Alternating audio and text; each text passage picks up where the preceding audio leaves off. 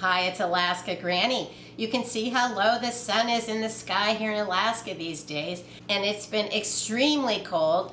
Last night it was -10, and the night before that was -7, and they're saying this is going to go on for another couple days. So you need to be prepared when the weather gets super cold. Maybe you don't want to go out to the store, so it's a great idea to have prepper pantry full of food. Because the sun is so low in the sky, you can see it's streaming into my kitchen. So, yay, I have some direct rays of sunshine for now.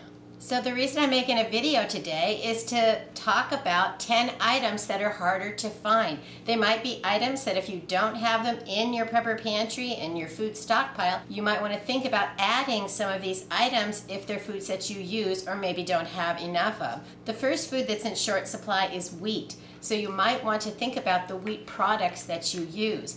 Do you have enough flour? Maybe you like to buy pancake mix, waffle mix, biscuit mixes. Check over the cereals you have that are made with wheat and even crackers. The next food that might be in short supply is sugar. And one of the reasons why we might all of a sudden find a drop in the supply of sugar, the U.S. is putting restrictions on sugar imports.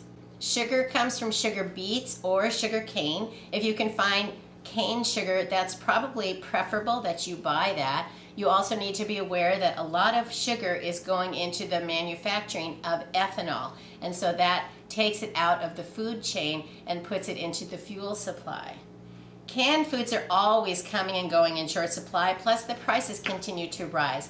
Check over your stockpile, make sure you have plenty of canned meat, canned vegetables, canned fruit, and if there's any types of soup, stews, chilies, any of those kind of foods that you buy that come in a can, check out the supply that you have. Make sure you have enough that you feel you have an adequate amount going forward, and then check over what is in the store and see if there's anything you want to add to your stockpile.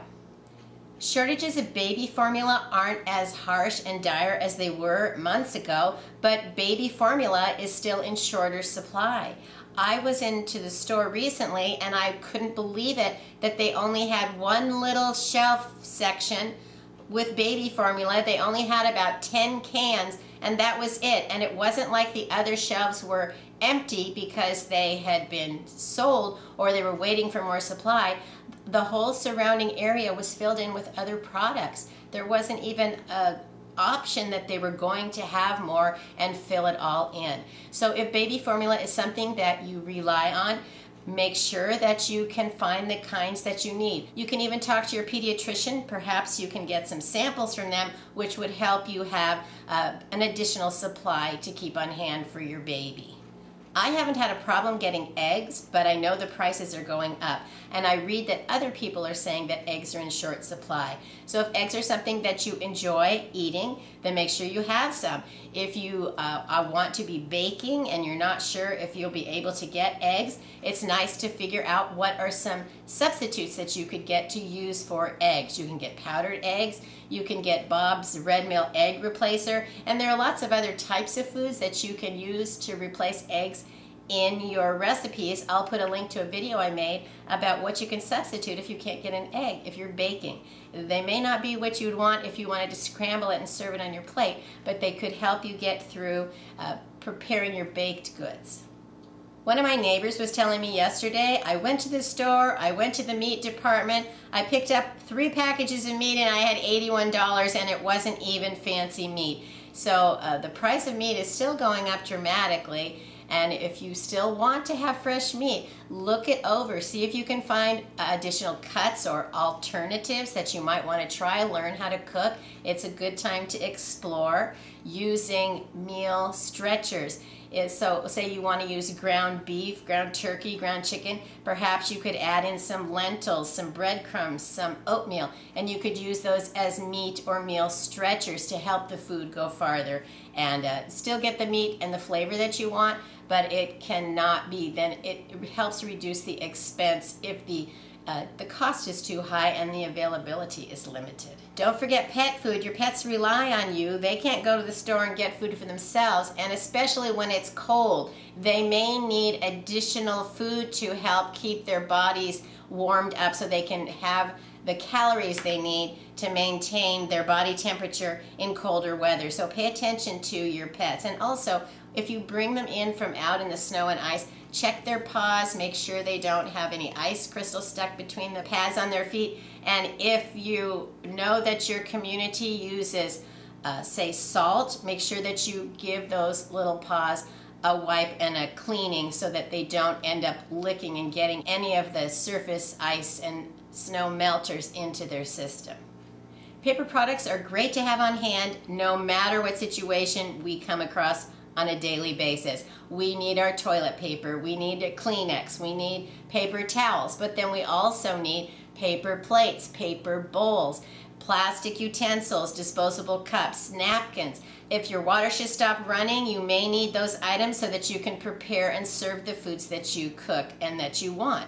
I also like to have a stockpile of Ziploc bags, parchment paper, and baby wipes. Take an inventory of your over-the-counter medications. Make sure you have everything from pain relievers, fever reducers, cough medicines, muscle rubs, any of the kinds of ointments and remedies that you would want. Check it out. Always be keeping tabs on these things. You can't just buy them once and set it aside. Some of those things do go out of date and maybe they might be okay to use. You always want to be paying attention to the medicines that you have in your stockpile. Every time you go to the store, think about these 10 items that you might want to have in your stockpile. Every little bit that you have helps you have a better future because you'll have those things you need no matter what the day brings.